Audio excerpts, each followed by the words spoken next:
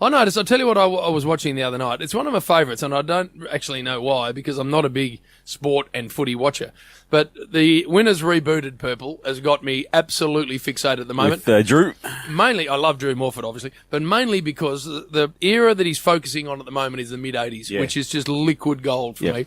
So the other night, it was the last round of 85, where obviously the Hawks are in the middle of playing in 7 grand finals in a row. Yep.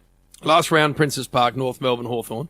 Hawthorn gave North Melbourne the mother of all postings, but I didn't realise that a very young Chief was playing for Hawthorn at the time. Yeah. Kicked, I think, 2 or 3, Chief. But what interested me most, Juddy, was the way that he didn't get around some of the all-time greats of the competition, not only of the Hawks. Like, there was a couple of goals there, Chief, where your body language was just dismissive of some of the greats who played for your club. What do you mean dismissive just of them? Fresh-haired Tucky at one stage. He came over to celebrate with you, just turned your back on him.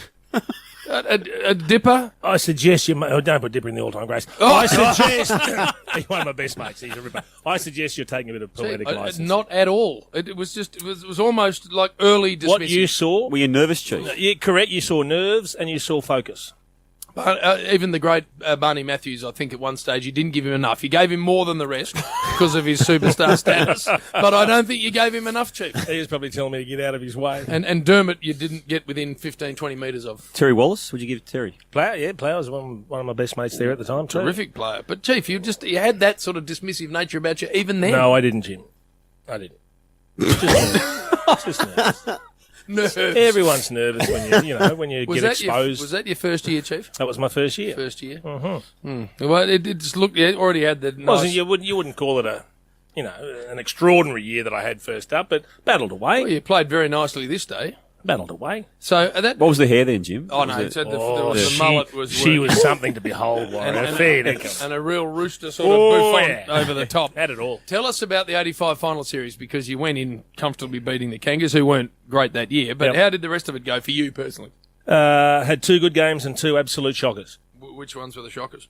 Against Essendon in the grand final was disgraceful. I think I had about 3 touches for the game. Well, what happened there, Chief? Got smashed, didn't you? Well, we got smashed, Jim. Yeah, but and Lee Matthews played his last game. And I couldn't draw it, Jim. Right, well, is that when Dermot kicked 7 or something? Kicked 8. Kicked 8? Yes. So he was a lone hand, played an amazing game, and unfortunately... So he stepped up. Not too many of us, of the others, got their hands on the footy. So would you argue, Chief, that he was a better big game player than yourself? On that day, was? No, just over the course of his since. career? No. Kicked 5 on debut, Dermot, since. In a final, Chief. Never since. That was the last shot he fired, Chief. Jim, the best thing you can do is just go and check the books, mate. Do yourself a favour, get hold of some facts and figures and work out who the big dog was. I know who the big dog was. Don't worry. I've witnessed it. But what I loved was a young man already with the swagger. Was he? Not developing it, was already there. Give credit where it's due. Dermot was a very, very good big-name player.